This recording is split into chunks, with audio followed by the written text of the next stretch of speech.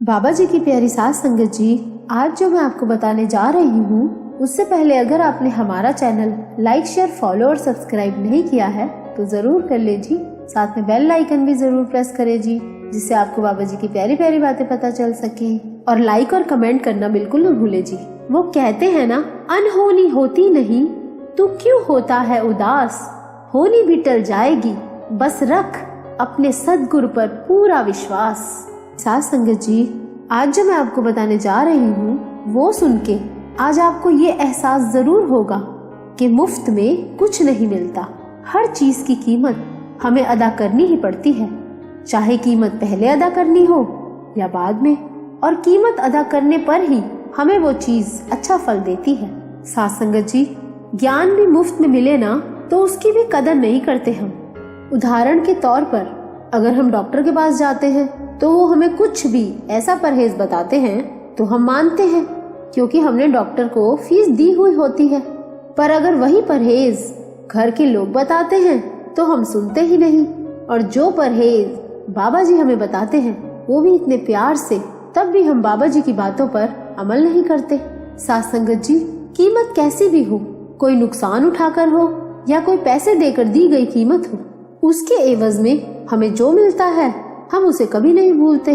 जैसे दूध का जला भी छाछ को फूंक फूंक कर पीता है, ऐसे ही जब हमें किसी भी चीज की कीमत अदा करनी पड़ती है तो वो बात हम भूलते नहीं।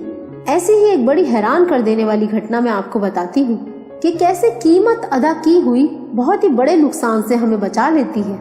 एक बार एक राजा था, वो बहुत ही धर्म कर्म करने वाला था, और जब भी उसके पास कोई पहुंचे हुए संत आते तो वो बड़ी जिज्ञासा से उन संतों से सीखने की कोशिश करता, और हर एक संत से यही कहता कि मुझे कोई नई अच्छी सी ज्ञान की बात बताओ। उस राजा को ज्ञान प्राप्त करने की इच्छा तो बहुत ज्यादा तीव्र होती थी, पर जब कोई संत महापुरुष ज्ञान देके चले जाते थे तो उस पर कभी अमल नहीं करता था। जैसे हम लोग सत्संग में हर बात बड़े अच्छे से सुनते हैं, पर अमल करने के समय सब ऐसे भूल जाते हैं जैसे कुछ सुना ही नहीं। कोई फ्री में जो चीज मिलती है, ऐसी प्यारी बातें, पैसे जो नहीं देने पड़ते। पर एक दिन उस राजा के राज्य में बहुत ही पहुंचे हुए संत आए, तो राजा ने अपने मंत्रियों को उन बाबा जी को लेने भेजा। तो उन बाबा जी ने मना कर दिया कि भाई हमें आने की क्या जरूरत है। तो राजा समझ गया, जरूर ये कोई बहुत ही ज्यादा पहुंचे हुए संत हैं। पहुंचे हुए संत पूरा सतगुरु रब का ही तो रूप होता है। अब उन बाबा जी के नाम में भी राजा के साथ भविष्य में होने वाली मुसीबत से बचाना लिखा था। वो कैसे? वो ऐसे। सास संगत जी, बहुत ही ध्यान से सुनना। अब राजा ने सोचा मैं खुद ही जाऊंगा और उनको मना कर लाऊंगा।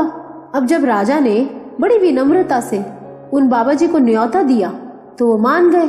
अब जब उन बाबा जी का आदर सत्कार किया गया, भोजन खिलाया, तो जब वो बाबा जी महल से वापस जाने लगे तो राजा की बड़ी पुरानी आदत थी, कहने लगा, बाबा जी कुछ तो ज्ञान की बात बता कर जाओ।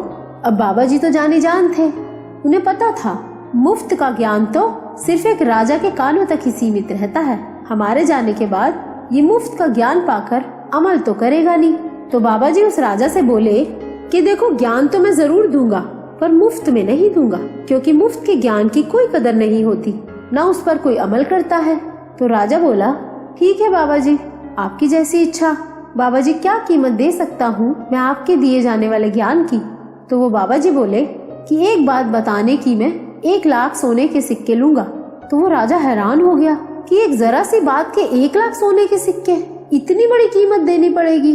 क्योंकि राजा सबके सामने कह चुका था, पीछे हट नहीं सकता था, तो अब तो देना ही पड़ेगा। तो राजा ने 1 लाख सोने के सिक्के मंगवाए और उन बाबा जी के आगे रख दिए। अब राजा बोला, बाबा जी अब तो बताओ अच्छी सी ज्ञान की बात। तो बाबा जी बोले, सुन मेरी बात ध्यान से और अमल जरूर करना है। तो ज्ञान की बात ये है कि राजन, जब भी तुम्हें क्रोध आए, कोई भी कदम उठाने से पहले कम से कम 2 बार जरूर सोचना, और पहले ये देखना कि किस कारण से क्रोध आया है, क्या वो कारण सही है, तभी उस पर फैसला लेना। अब राजा हैरान कि ये बात तो मैंने बचपन में इतनी ज्यादा बार सुनी है, और इस जरा सी ज्ञान की बात के लिए इन बाबा जी ने बहुत ही ज्यादा कीमत मांग ली है। पर राजा ने सबके सामने जो कह दिया था, तो इसीलिए राजा ने कोई बहस नहीं की। अब वो बाबा जी 1 लाख सोने के सिक्के लेके चले गए। पर राजा इतनी ज्यादा कीमत देने के बाद मानो शोक में ही आ गया।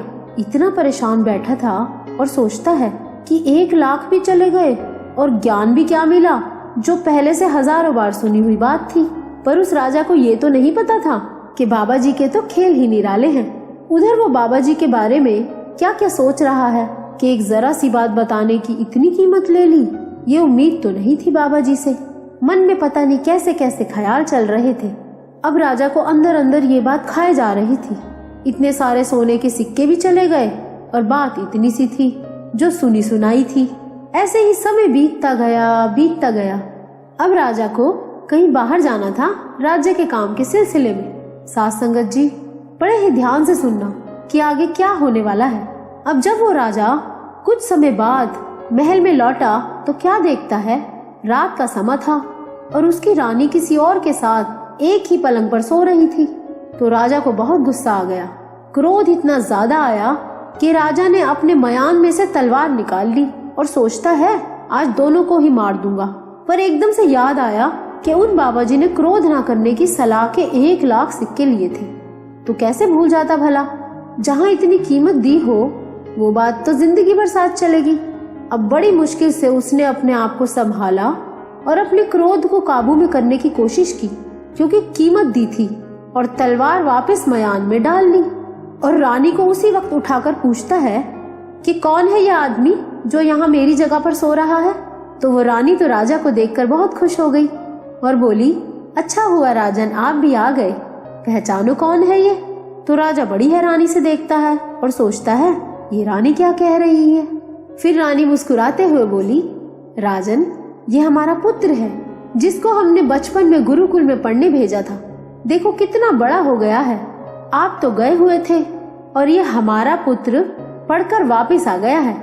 तो आपको महल में ना पाकर इसका मन उदास था, तो मैंने अपने साथ ही सुला लिया।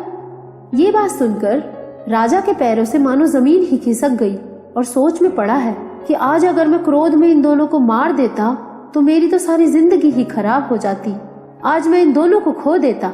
आज अगर मैंने जरा सी बात की कीमत ना दी होती तो शायद मैं इंतजार भी ना करता। वहाँ मेरे सतगुरु, आज वो ज्ञान उसके काम आ गया, क्योंकि कीमत जो देनी पड़ी थी उसको। किसी ने ठीक ही कहा है, जो मूर्ख होते हैं वो तो चोट खाकर सीखते हैं, पर जो ज्ञानवान होता है वो दूसरों को चोट खाते देखकर सीखता है। तो अब खुद ही सोचो कि आपको क्या बनना है।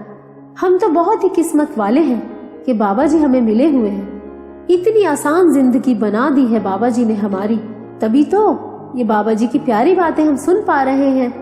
नहीं तो आजकल के इस दौर में किसके पास टाइम है बाबा जी को याद करने का या उनकी प्यारी बातें सुनने का।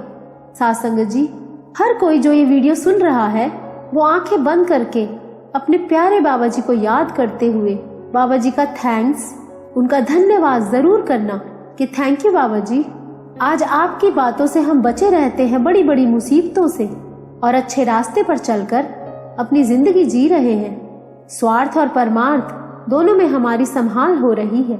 गलत रास्तों से कैसे कैसे बचाते हैं हमारे प्यारे बाबा जी।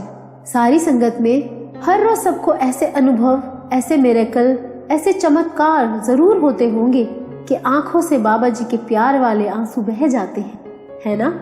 तो बाबा जी की प्यारी साथ संगत जी, अगर आपको ये वीडियो अच्छा लगा हो तो लाइक जरूर करना जी, और इस वीडियो को ज्यादा से ज्यादा शेयर करना, जिससे बाबा जी की प्यारी संगत तक बाबा जी की प्यारी प्यारी बातें पहुंच सके।